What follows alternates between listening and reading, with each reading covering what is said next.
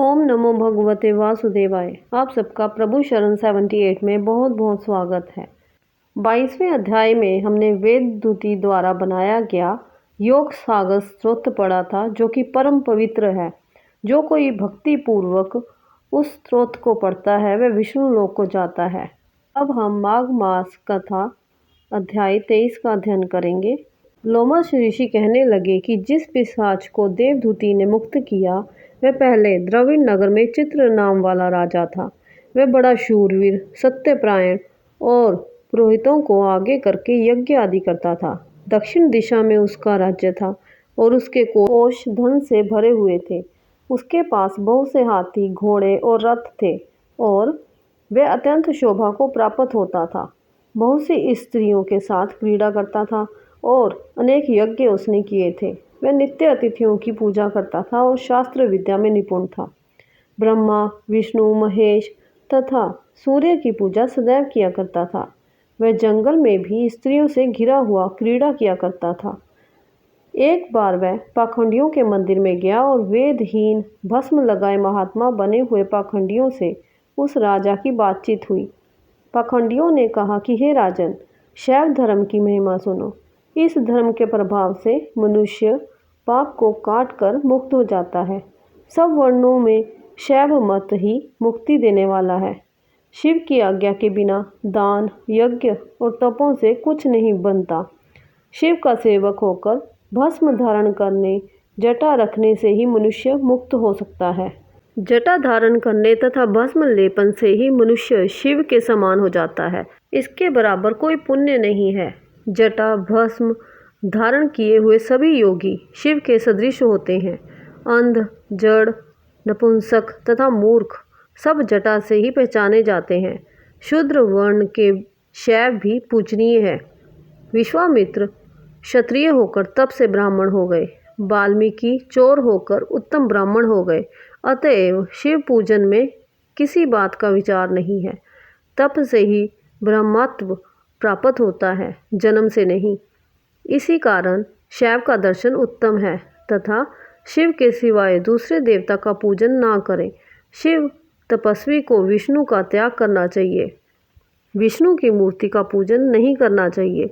विष्णु के दर्शन से शिव का द्रोह उत्पन्न होता है और शिव के द्रोह से रौरवादी नरक मिलते हैं। इसी से भवसागर से पर होने के लिए विष्णु का नाम भी नहीं लेना चाहिए। शिव भक्त निशंक होकर जो शिव से प्रेम करता है वह कैलाश में वास करता है, इसमें कुछ संदेह नहीं। इस धर्म का पालन करने वालों का कभी नाश नहीं होता।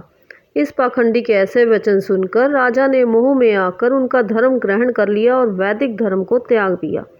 वह श्रुति, स्मृति और ब्राह्मणों की निंदा करने लगा। उसने अपने घर के अग्निहोत्र को बुझा दिया और धर्म के कार्य बंद कर दिए। विष्णु की निंदा और वैष्णव से द्वेष करने लगा और बोला, कहाँ है विष्णु? कहाँ देखा जाता है? कहाँ रहता है? किसने देखा है? और जो लोग नारायण का भजन करते थे उनको दुख देता था। पाखंडियों का मत ग्रहण कर राजा वेद, वैदिक धर्म, व्रत, दान और दानियों को नहीं मानता था।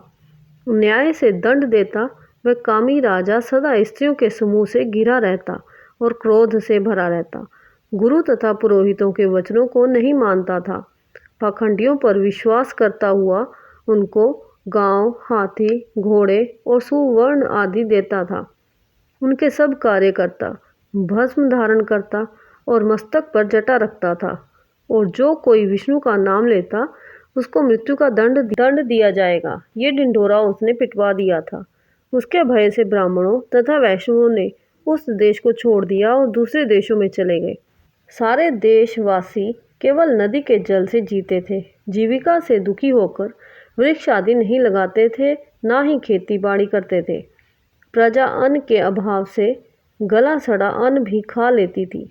आचार विचार, अग्नि क्रिया सबको छोड़कर काल रूप की तरह वह राजा शासन करता था। कुछ काल पश्चात उस राजा की मृत्यु हो गई और वैदिक रीति से उसकी क्रिया भी नहीं की गई। ये यमदूतों से अनेक प्रकार के दुख उठाता रहा। कहीं लोहे की कीलों पर से चलना पड़ा, कहीं जलते अंगारों पर चलना पड़ा। जहाँ सूर्य अति तीव्र था और ना कोई छाया का वृक्ष था। कहीं लोहों के डंडों से पीटा गया, कहीं बड़े बड़े दांतों वाले भेड़ियों और कुत्तों से काटा गया। इस प्रकार दूसरे पापियों का हाहाकार सुनता हुआ वह राजा यमलोक में पहुंचा।